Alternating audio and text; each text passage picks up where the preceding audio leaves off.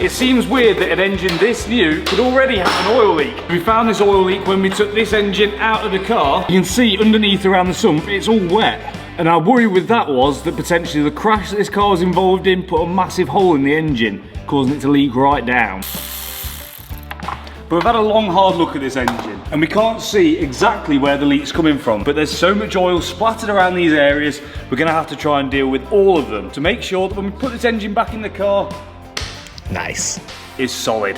So as you already know, we took a huge risk buying this Mercedes GLE63S from Copart. It had damage to pretty much every single part, but in the last video we set about changing the chassis leg, which is now on. So the next step to this rebuild now is getting the rest of the car back together now that work's done. That means refitting the engine and also sorting out the suspension. But before we can fit this engine into this car, we need to find out why it's leaking so much oil. So my idea here is, if it's going to work, there's essentially two sumps. We're going to take both of these off by taking the top one off, deal with the lower one off the car, and deal with the upper one when we put it back on. But we're also going to do the O-ring on this pipe here, because this could potentially also be the cause of the leak around this area.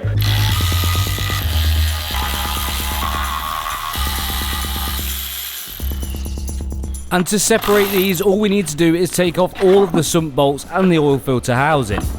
Delicious. Then as carefully as possible, separate them by breaking the bond that's made by the sealant that's used as the gasket. But my plan didn't work, it has to come off in two pieces. There you go, lovely. Now what we're going to do, clean up the mating surfaces on both, and then we can go about refitting them. It's actually not too bad a job.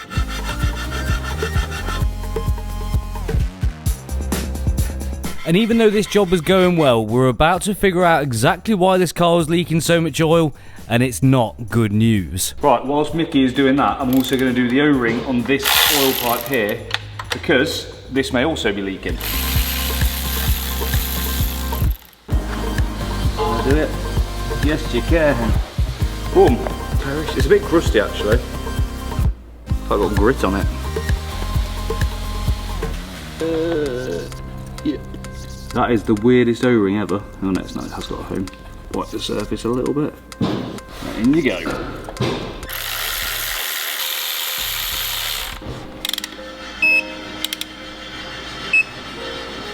And also, for good measure, doesn't seem very tight, 12 Newton meters I've done it to. It's supposed to be 10, but I've got an extension, so you might lose a tiny bit, so just do it to 12, but if it leaks, I can just nip it up, can't I? Because I'll be able to get to that in the car. New O-ring for this bit. I don't know what this bit is, but that's what it's getting. It looks like it's like an extension of the oil filter. Do you need an extension? No.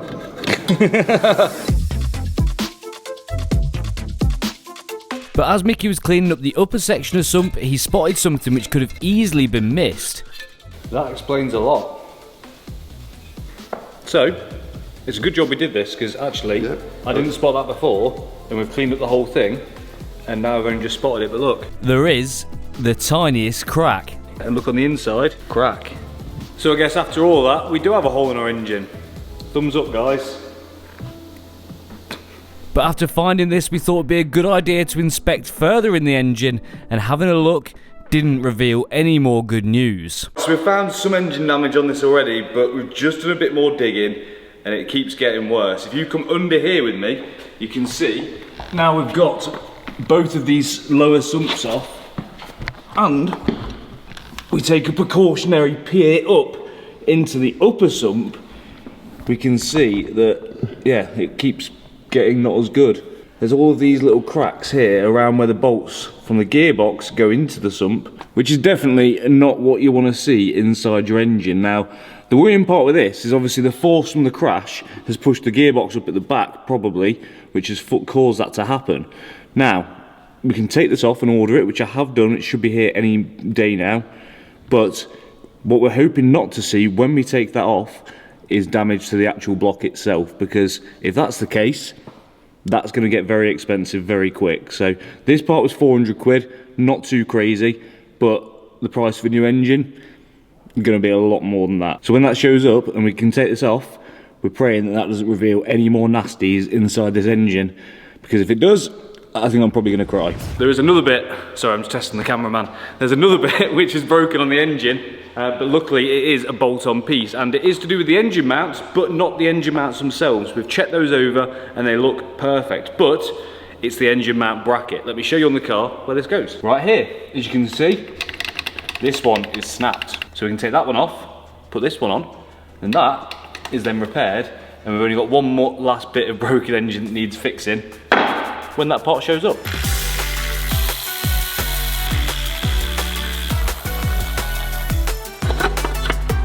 Now we can swap everything from the old one to the new one.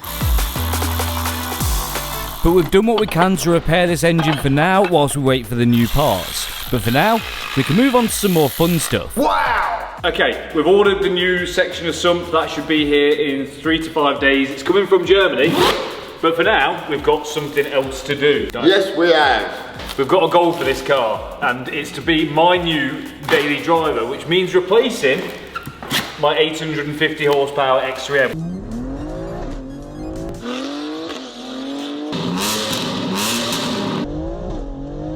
2.99 seconds to 60. Which means it needs to beat that car in every single way. It needs to be comfier, it needs to be bigger and more practical, and also, most importantly, faster. Oh, nice. Well done. In stock form, it ain't gonna do that because the X3M is fast. It runs a 10-second quarter mile, so we need to try and ump the power up on this car, and there's only one way to do that. Turbos. So, you know from the past that we have put hybrid turbos on a few cars now. Let's list them. X3M, AMG GT, McLaren. I think that's it. But all of those cars, apart from the McLaren, which isn't tuned yet, are fast. So, it's only right that we give the GLE63S the same treatment, and we're going to do it exactly the same way with the help from the guys at the Little Turbo Company. Boom. They say little, they've made them big. Hybrid turbos, same external housings, bigger internals. So you can see in here, we have got bigger whooshy boys. Yeah, that looks lovely. Nice, isn't it? Yeah. So this is going to force more air into the engine, which means we can match it with more fuel, which makes a bigger explosion, therefore more power.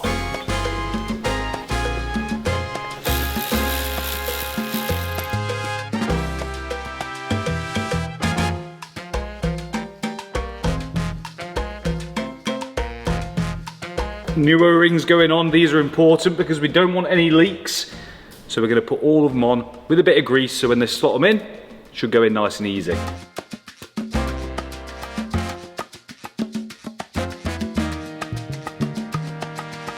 Now we're being as anal as we possibly can be with these because we know what happens when an O-ring's not seated right. I know what happens. He's never heard the end of it. And to match those new O-rings, we've also got new exhaust gaskets too. But now all of those are in place, we can move on to fitting these new turbos, which are hopefully going to help us make near to 1,000 horsepower. But they're not easy. They're very fiddly and tight. I've made a grave mistake. Oh. Yes. And doing it wrong can cause big headaches further down the line.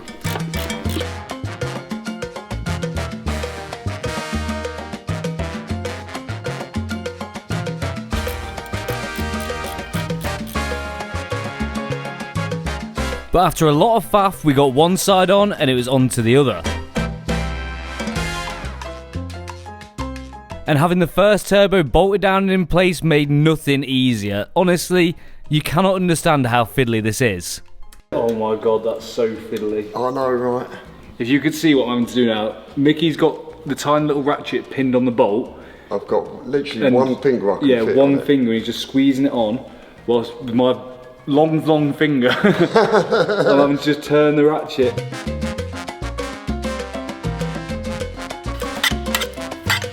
But eventually we got there and both the turbos were plumbed in. And that means the final thing now to do is bolt them to the exhaust ports on the manifold. So we've got to get them seated right down in the exhaust gaskets, then feed one of the clamps around the back of the turbo and then bolt the other one to it.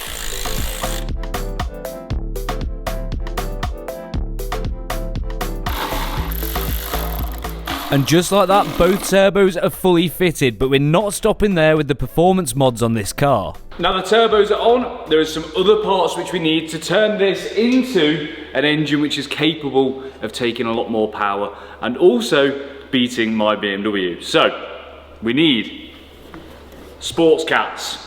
So, these have been made, again, by Nicromobeum. You can tell, look at the quality on those. They are fantastic. The best in the business, I say. So if you want some custom exhaust work, check out Nicromobeum in the description of this video.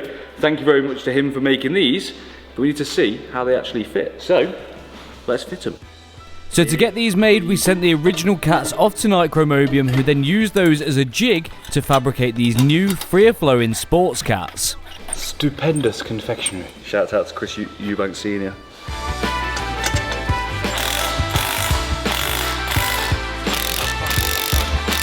And the second one. And not only do they look amazing, but they fit perfectly as well. But I'm sure having the engine out of the car made fitting these a little easier.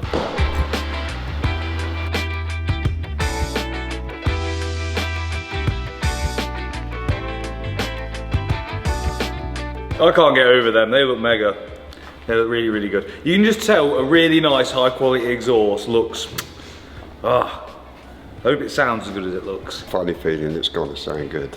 If this sounds half as good, no, if this sounds equally as good as the GT,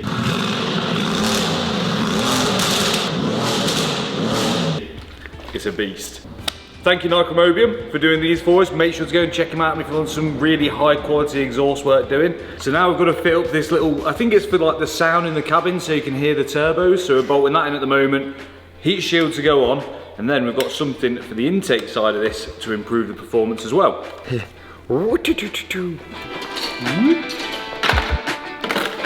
Something like that.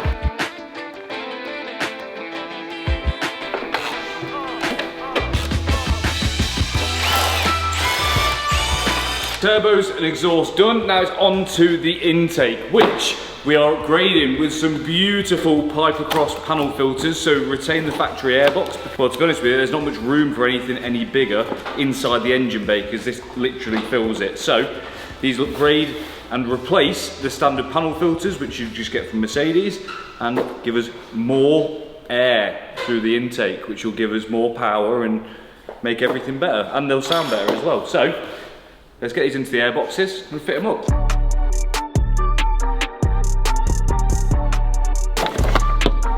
There we go. An air filter.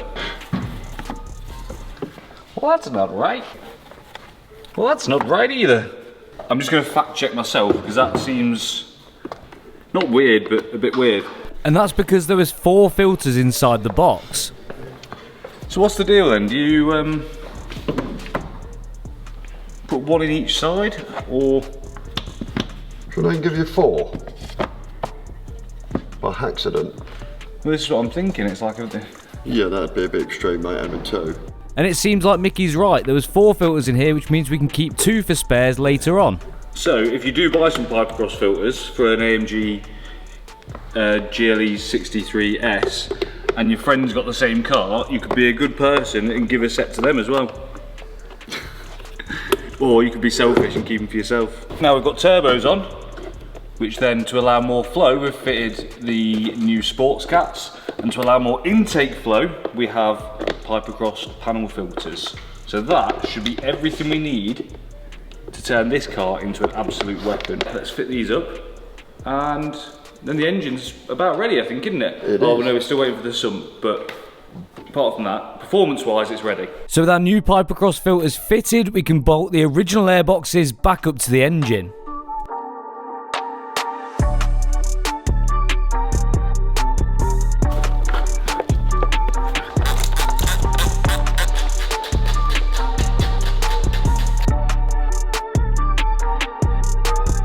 Most challenging part with any build is getting it fault-free. It's not easy, especially when we're working on a car as bad as the GLE. But one thing which we can do to help us get a car fault-free is obviously read the car, get into the computer and see what fault codes it's telling us that it's got. And we can do that using OBD11. All you've got to do is take the device and pop it into the car's OBD2 port. So once you've connected with the app, with a tap of a button, you can check your car for fault codes. As you can see, my Audi RS3 has 3 faults. No! But obviously we can go into those, find out what they are, and also find out how to fix them. And most importantly, we can also just clear them and hope they never come back. Fixed. We can also do loads of other cool stuff with OBD11, like turn on one-touch applications, which activate cool features on your car. Now, bear in mind, this product works best on BMW, Mini, Rolls-Royce, Toyota and Lexus, and all VAG Group cars. It does do basic diagnostics for every car with an OBD2 port, but has full dealership-level diagnostics for those cars and these one-touch apps. So say, for example, you want to change something on your car. Let's use, for example, the indicators on the back. We can turn on something called pace car indicators. So if we activate this now, done. Now, if we go around to the back, look at that, I'm a bloody F1 car. Whoa, whoa, whoa, whoa. So if you want to do cool stuff like that with your car, make sure to go and grab yourself an OBD11 device. You can also do all sorts of workshop stuff like service resets, and even more. So if you want to grab one of these devices, make sure to head to the link in the description and use discount code SLIX20. That's going to give you 20% off all of their packages apart from the device on its own. So make sure to go and check them out. Link in description. Take control of diagnosing your car and turn on cool features. Let's get back to the GLE. While we're waiting for the engine bits to come so we can finish off the sump, our next goal is to get this car rolling again, because we want to get off to the body shop, so we need to make it vaguely mobile so we can get it on a trailer, get it there and get the main bits repaired, like the A-pillars and stuff like that. The bits which we're not changing but are damaged. And there's a lot of bits to this. Firstly, the subframe, which Bob from the machine shop has kindly sorted out by welding in new engine mount holders and also welding in the AMG solid bushes. So that's now ready to go in the car, so we can bolt the steering rack to that. Don't scratch my paint. Oh, my freshly painted bits. Forward a bit. Okay, that one's in. Hurry up. Relax yourself, breathe slow, in through your nose. That's the one.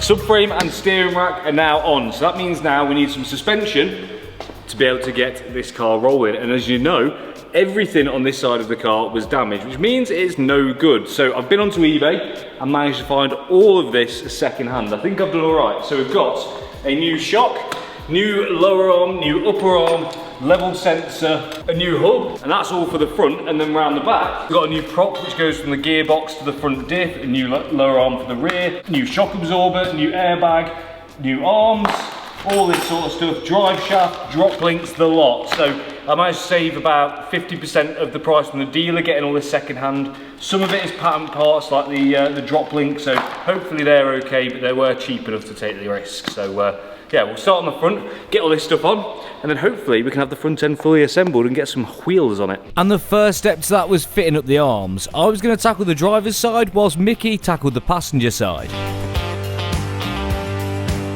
And once that upper arm's in, we can slot in the shock absorber and then bolt that in through the top mount. Now Mickey's side was pretty much fully assembled. This side of the car wasn't damaged, so he managed to keep most of this together. But my side I have to assemble completely in pieces. So once I got the shock absorber on, I could fit the hub, then bolt up the track rod ends, and then fit up the new lower arm.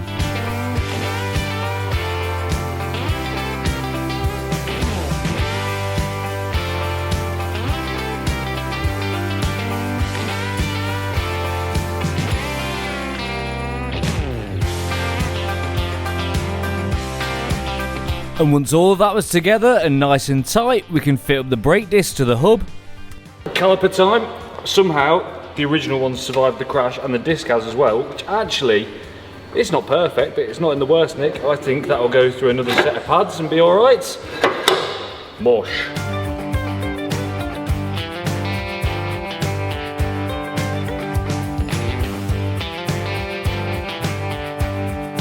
And once I got the caliper bolted up, we can now have a look at our freshly fitted suspension on the front end. How much better is this looking than how it did when we got it?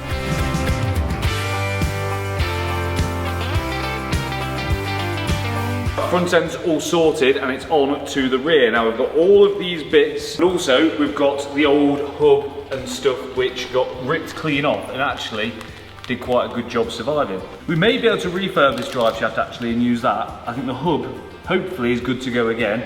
Disc looks good, caliper looks good. Hopefully the wheel bearing's okay, but we'll check it. But yeah, we should be able to salvage some bits off this, combined with this, and along with a new subframe, be good to go again. So now we're going to have to drop the subframe off and reinstall a new one, which is great. So we already had to fit a new subframe on the front, but unfortunately the rear needs the same. So the first task is removing all of the damaged parts which had snapped off, and then getting prepared to drop the subframe in its entirety off the car. So once we've got everything removed, like the brake lines and the wiring, we can lower this down onto the axle stands and then start undoing the subframe bolts from the body. Okay, all the bolts are out, everything's disconnected. Let's take it up.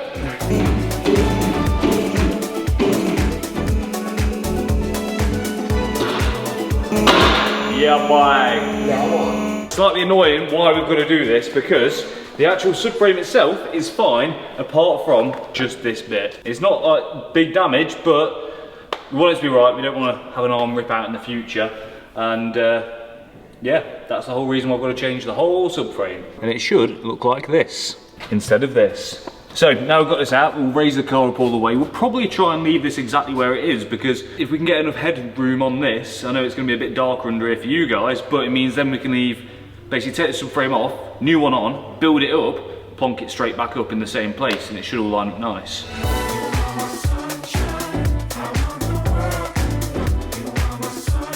I'm not sure it's how these guys meant for this to be used, but shouts out to Star Boss, they always send us nice stuff. Probably not what they had in mind, but if it works, it works. So once we've got the new subframe all cleaned up, we can start taking off everything from the old one.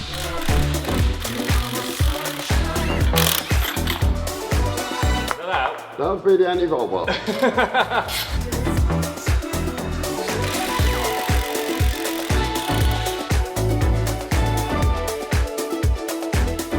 So we could remove the driver's side rear suspension in its entirety, so when it comes to fitting up to the new subframe, we can just bolt the arms back into it. And once the diff was off, that was everything removed from the damaged subframe.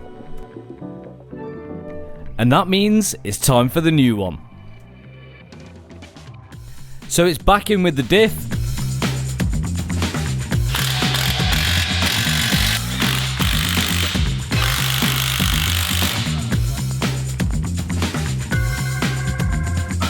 And then back on with the side of the rear suspension, which was in good nick.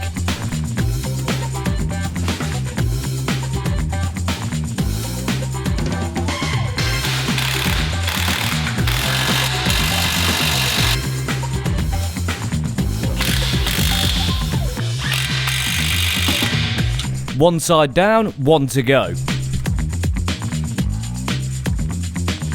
So one by one we can start bolting up all of the new bits. So we've got the arms to go on, the hub,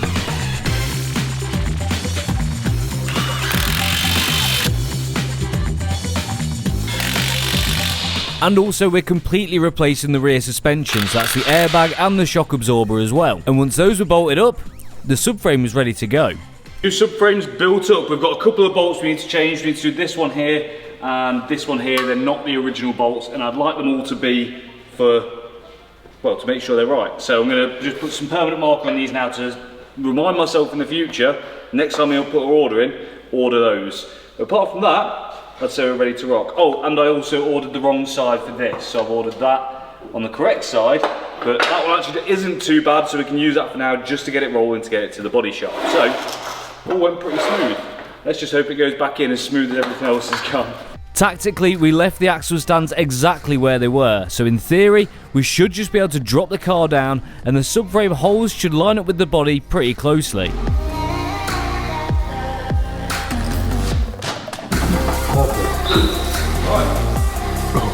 Let's get some bolts in.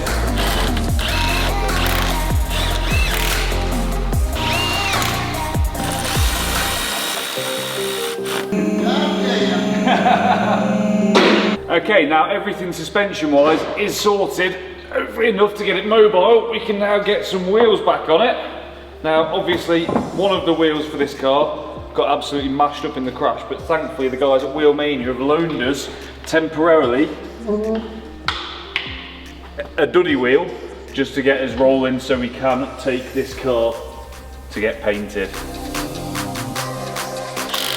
I've just realised the duddy wheel, oh, it's okay. I've caught it a little bit, but probably not the end of the world, because who's going to say that these are going to stay the same colour?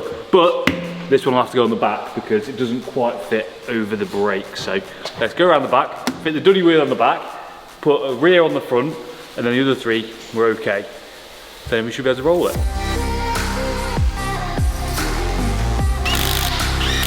Remember to lift with your back.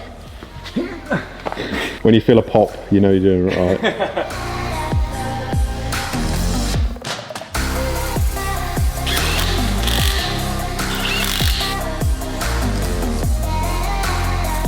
We still have a problem. Oh, is that a back wheel? Yeah. Oh, they're a little bit wider on the back. Yeah. When we bolt this up, it might be okay. So let's try bolting it up first and just see what happens.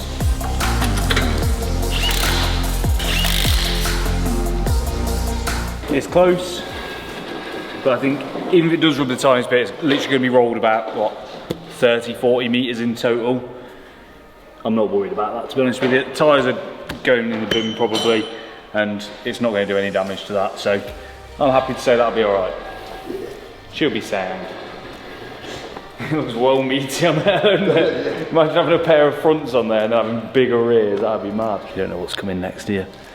Turn it into a monster truck. So we can get the car back on the floor for the first time and roll it forwards, but there was one thing which we forgot.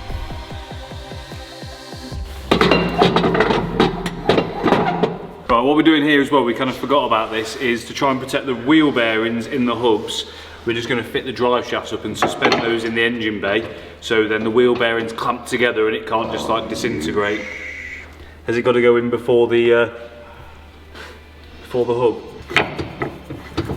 Yeah, that's definitely not going through there. Okay, well we'll make sure we do that before it goes, but for now let's keep doing the exciting stuff because it's more exciting and more fun. The first part to go on now is back off the ramp is the passenger door, which we removed earlier in the build. Right, so if you can go up with yours, just up a bit of your back. Lovely. Lovely stuff. That's what we like. Door test.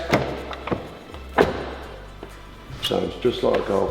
Okay, now we need another door because we looked into options for this, and to get a mirror from Mercedes was quite expensive because there's so many bits and pieces. We need a new window and also a lot of repair work to this door because it's mashed. So we found the best option to replace it. We can get a mirror and door for about £700 in the right colour, which hopefully means it doesn't need painting, and that includes the window, and then just swap over the door cards and also the gloss black trims which are on this one. So let's get this one off and that one on. So we can unplug the loom from the door to the body and also take the 2 bolts out of the hinges so we can remove the door. Now the great thing about this door is we ain't got to worry about it, but what we have got to worry about is the trims, so let's not be brutes with it. We need to protect the door handle, window trims and the door card. To go.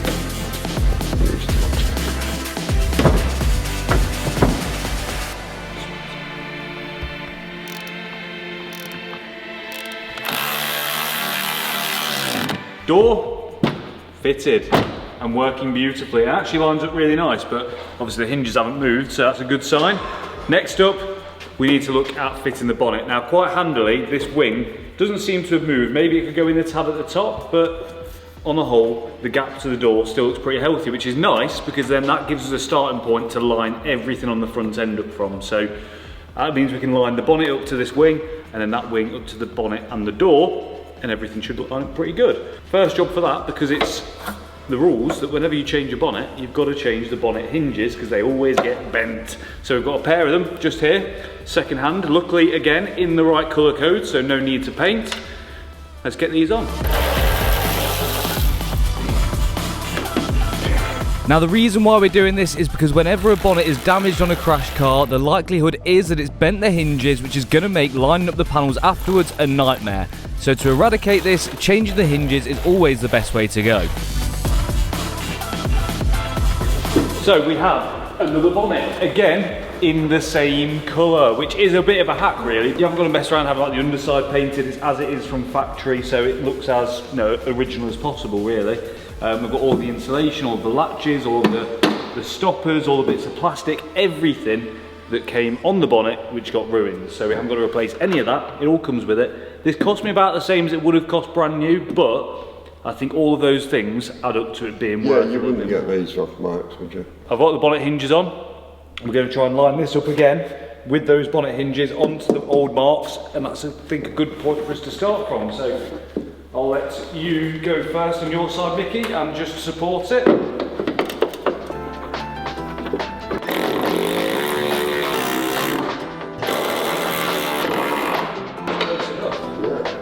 Right, let's very carefully bring it down. Okay. We're a bit gappy here, but... Yeah, I'm very, very tight here. The whole thing needs to go like that a bit. The back here is nice. Yeah. That goes back. Touch in there. Yeah. So we need to take that side back, and that'll open that up, won't it?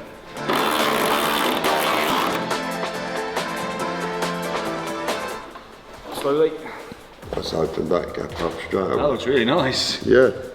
Isn't it? That ain't bad. No.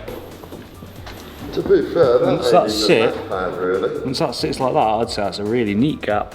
I'm well happy with that, I think. For now, anyway, like, is it a first fit up? Just for a quick mock up. Yeah, definitely. Yeah, I'll take that all day long. It's a tricky one because we're lining up to the wing as well. Yeah. But without the wing on.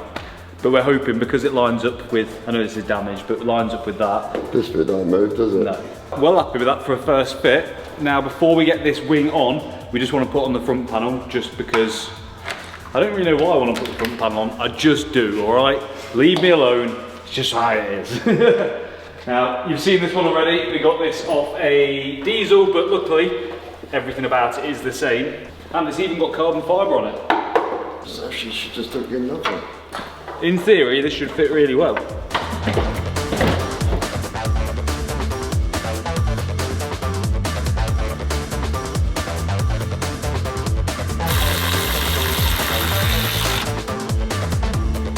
It's a cool piece, this, if I'm right, is when the car's cold, it keeps them shut to warm the car up quicker, and then when it's temperature, it opens up. That's pretty cool. Yeah, clever.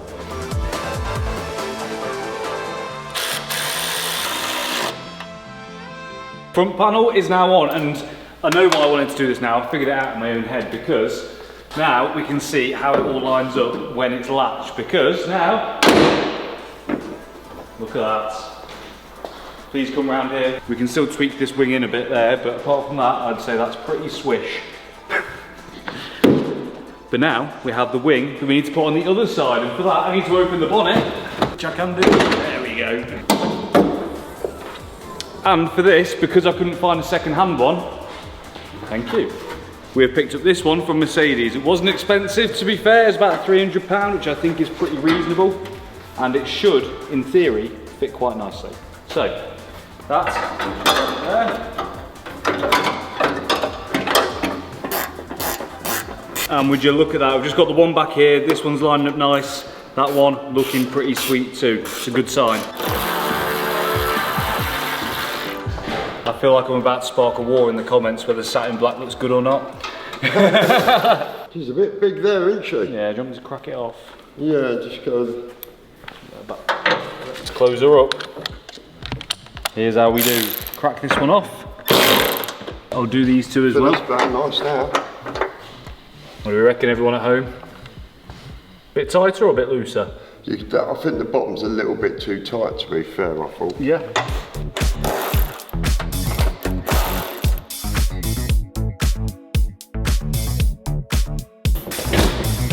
That ain't too shabby. No. It's all gonna have to come off anyway. So. Yeah, but as a mock-up, Yeah, I'm happy. we haven't really played about with the gaps. True, and to be honest with you, it's symmetrical because it's a bit looser here and a bit tighter here, but we can even that out. Obviously we've got some parts of the car which look relatively undamaged. I think a bit of PDR is needed on this, but on the whole, the paintwork underneath all of this nasty glue stuff doesn't look like it's scratched down to the metal. Same with the bonnet. It's not the cleanest thing I've ever seen, but I'm gonna see what we can try and save, because the whole point of rebuilding a crash car is to try and save some money. Admittedly, sometimes we don't achieve that. But we're trying to build something cooler as well. Now, obviously in this situation, it'd be ideal to wash the car, but we've got no windscreen and I haven't got a water supply here. So, quick detailer will do the job. The bonnet, obviously, I bought in this colour, which is supposed to be exactly the same colour code. But what happens over time is cars fade a bit, they get a bit swirled and start looking a bit dull, which can make them look like different colours even if they're not. But we need to see what we're working with. We need to see how bad, oh no, it's not looking good, how bad of a state this is in. To see this properly and as best we can, we need to dim the lights. Is that good? Yeah, right. Basically, at the moment, that's not going to be good enough, because we're going to have a freshly painted wing, freshly painted A-pillars, freshly painted bumper, and this is just going to look. So I want to see how good we can make it look and see if we can save this from having to be painted as well, because there is some quite nasty deep marks on it too. So can you see up here? And what's handy about this is I used to be a detailer, so that means I've got loads of detailing gear that can hopefully save these tired panels. Mickey, your job is get some of the glue off. De-glue. De-glue. And let's see how good we can make this thing look. So we're going to try and restore rather than repaint some of these panels. We're trying to keep this build as cheap as possible so it actually makes sense. So I'm going to try and cut back some of the old paint to make it look newer, whilst Mickey removes the glue from the salvage yard. Purely for your viewing pleasure. When you get to my age, you take dribble a bit. Hard life being 58. I'll have you know it's my birthday on Saturday. Is it? I'm not 58. 59. No, 60. Well, actually, people can't work out whether I'm 25 or 70. He's 104.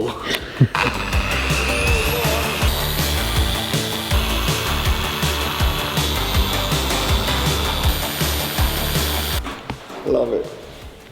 Looks a bit better, doesn't it? That looks straight out the gun. Now, if I'm being honest, I thought I had a 5-inch polisher with me, but I've only got a 3-inch. So now I've got to do a whole bonnet. You've got 3 inches?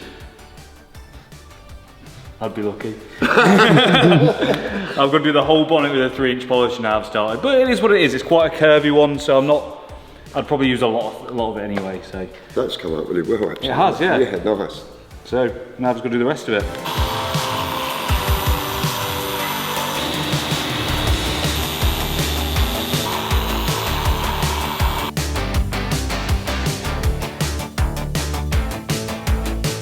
Right, got half the bonnet done. We haven't gone to town and gone crazy, even though I have just spat on it. But now we can see when we can take this tape off.